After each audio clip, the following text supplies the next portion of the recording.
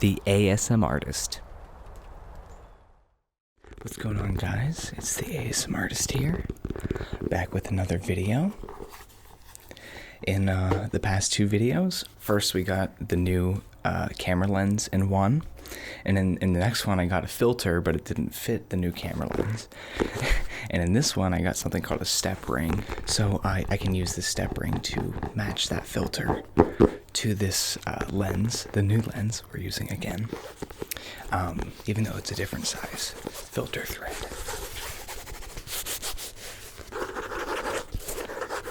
In this video, we're just gonna do some, we're gonna do a little bit more whispering and a little bit more toned down. In the last one, I was pretty normal talking voice, so we're just gonna try to break the norm here. We're not really gonna do hand sounds. We're gonna just do, well, actually not breaking the norm, but breaking the norm for my channel, for the most part. We're just gonna do like a traditional tapping and scratching video. Because with simplicity, you can never go wrong, guys. The basics are always the basics for a reason. Because they work.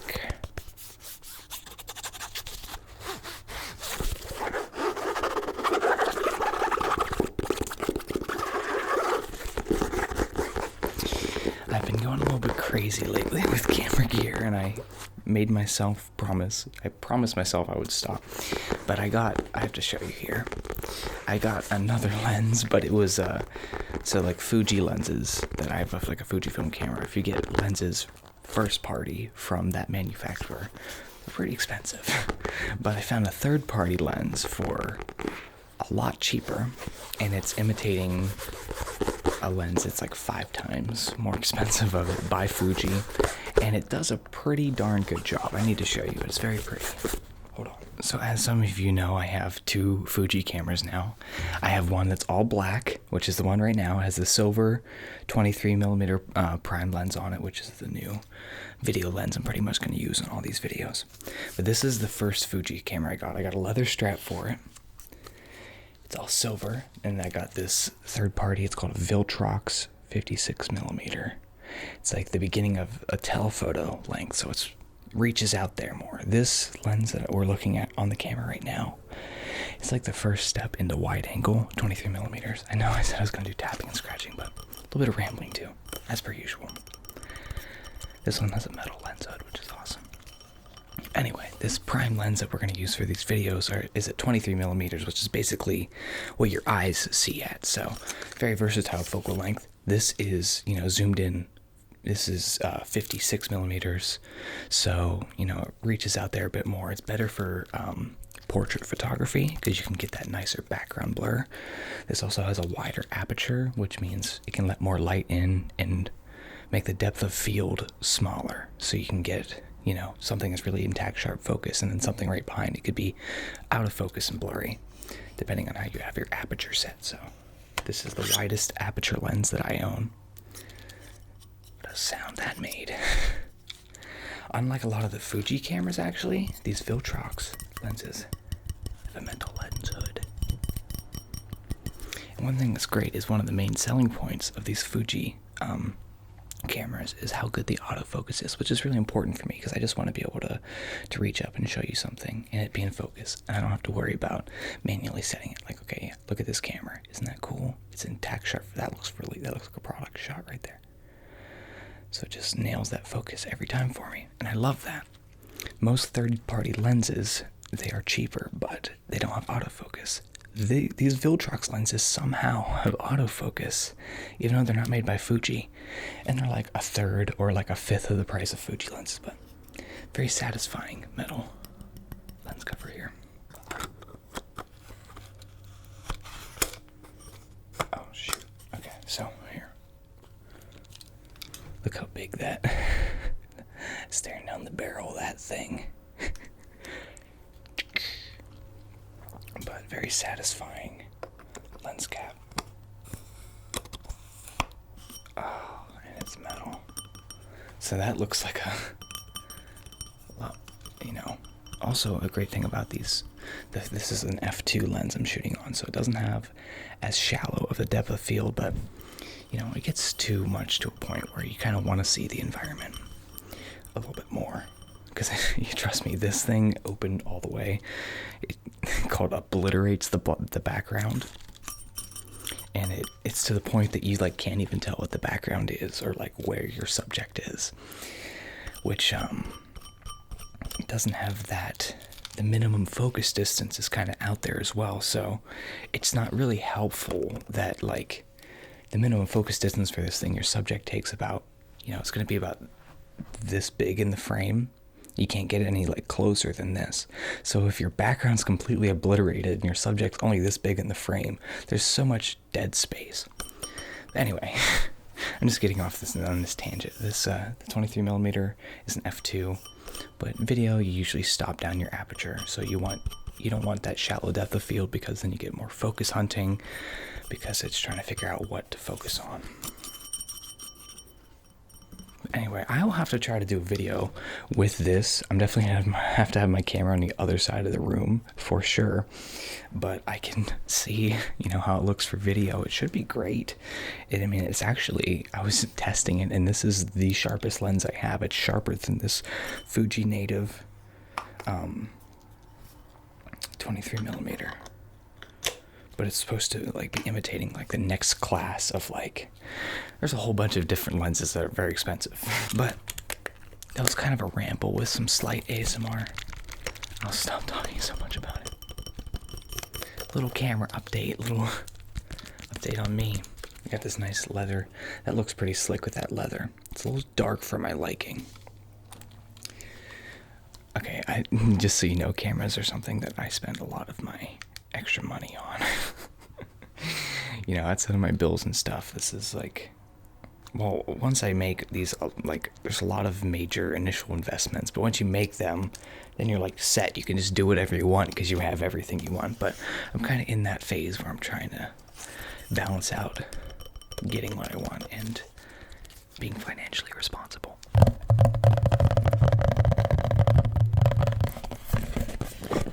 But that being said, I was already looking at, that leather is a little dark, so I'd rather put it on the black camera just because it would look, it'd fit a little bit better. And I want that silver one to have a lighter leather, but the only one I really like is this professional, deluxe website that makes specific cases for that camera, and it's $150. And it's can I really justify... Definitely not right now, but can I even eventually justify getting that? It would look sick, though. It would look a lot nicer than that $20 Amazon one I got.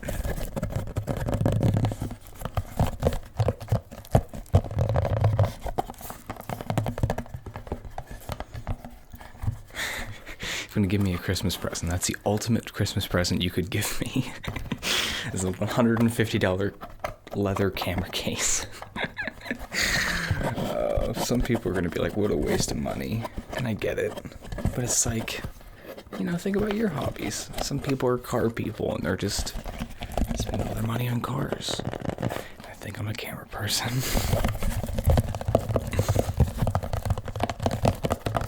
But that's the great thing now is the thing that sucked is I was switching over from having Nikon cameras, and I had a couple different focal lengths, and it was $100 to get a prime lens, which is not hard at all. And I wanted to make this jump to Fuji because how good the video is, and then I only had one lens.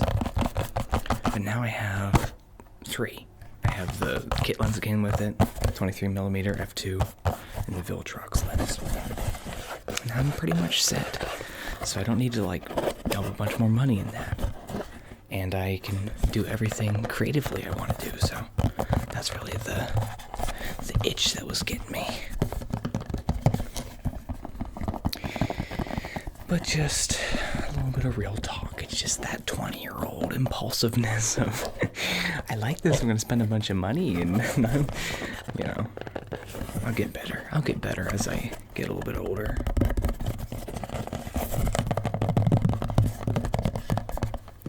Now a little life update for you guys. I have my car pretty much sorted, actually. So despite being told it was totaled, it was not the case. So a car that I got into an accident with, and which wasn't that bad, so I was confused why they said it was totaled, which makes sense that it's not totaled. So for only a couple $100, I got all the parts, and I really lucked out because my dad and his friend are very mechanic savvy.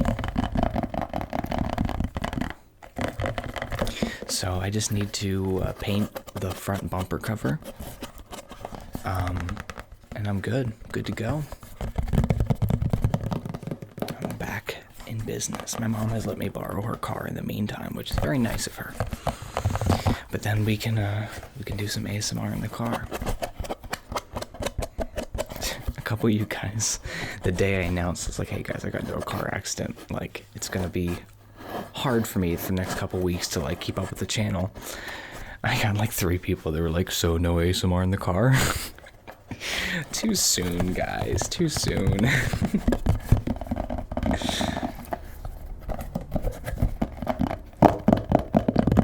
But yes, ASMR in the car will be coming back shortly.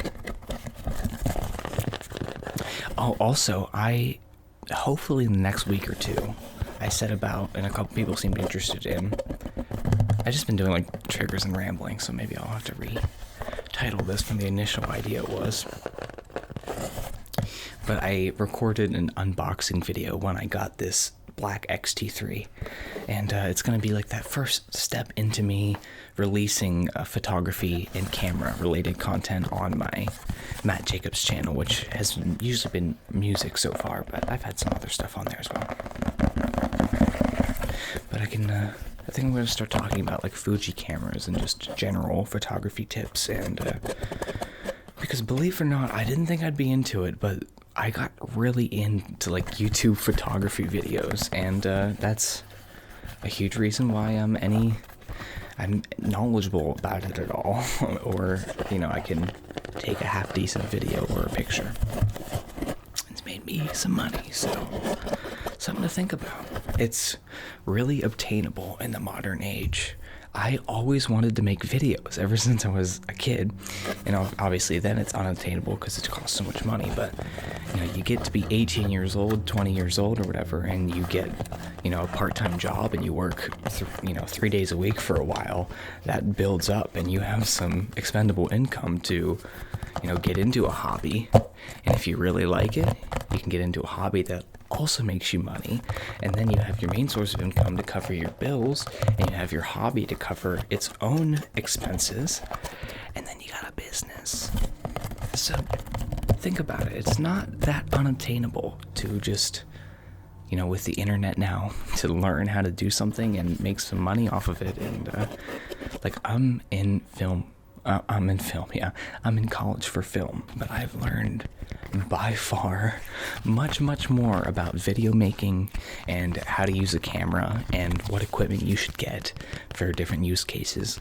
I've learned so much more about that from YouTube than I ever have in college so far. I'm halfway through it. I've had like 2 film history classes and 1 actual class where I was making videos, where I was so far ahead of everyone else in the class, not, a little pat on the back, but just because I had, for years been actually doing it and practicing it, when, some people who just wait until like, okay, I'm going to go to school for that. They wait until they get to that point to even start learning. And you could be so far ahead if you just figure out, hey, I like, interior design, or I like painting, I like drawing. You could learn all the technical. There's a theory to everything, any art and stuff. There's not hard rules, but there's a theory to like this. You generally do this, and it looks good, and you can learn all that, and you can figure out what you agree with, looks good, what you want to change and develop your style. Little inspirational part here at the end about being an artist and making your own business in the modern age. It's really, seriously, I have a long way to go to make it really, really legit, but just reaching out and making yourself a part of the community, and you can really. I'm 20 years old, and I'm pretty happy with where my business is so far. It's still like technically a sole proprietorship, and I do I'll freelance stuff, and but it's seriously, just go for it. Just go for it. Just do it. Make your dreams come true. Matt Jacobs. Alright, let's do some hand sounds, actually. I said I wasn't gonna, but we're gonna. I lied. I lied to you. I lied directly to your face. I sometimes wonder how many people actually click off when I ramble for too long. I'm gonna have to figure out. I might actually shorten that down a bit because I went on for a while. Yeah, we're actually almost at 20 minutes. That's great. That's amazing. That's fantastic. Let me know if you like how this looks. So there's a couple different factors that are different from the past two videos. So we have both the lens and the filter. So the lens, which is really sharp and you guys liked, but it was in 4K, and the Godly Hand Sounds filter, and the Godly Hand Sounds video, and the filter, which this kind of like makes the light look softer and is a little bit more flattering for my face. So, but now it's in 1080 and not 4K. So all those factors changing, you have to let me know if you can tell what's looking good, what you could look better, and all that. I wonder if I should just start doing 4K regularly. That might be a little too much at this point, just for how big those files are going to be. But just because this will soften the image. So maybe it's not necessary to use this when I'm shooting in 1080. Maybe I should only do it in 4K. I have to do another 4K video to test that. So it's so hard to figure out what's what when you have so many moving parts. So many moving parts, guys. So many moving. Just like I'm gonna move your nose sideways. Why am I so violent towards you?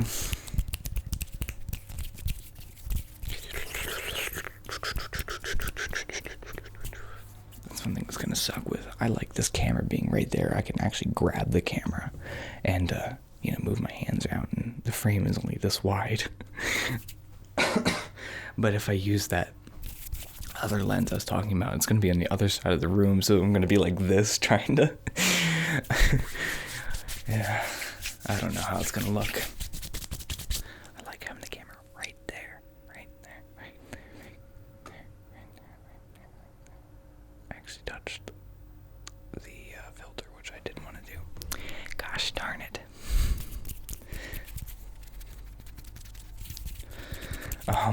Just one more thing, it just came to my mind. Oh, I have to get better with this ADHD tangents.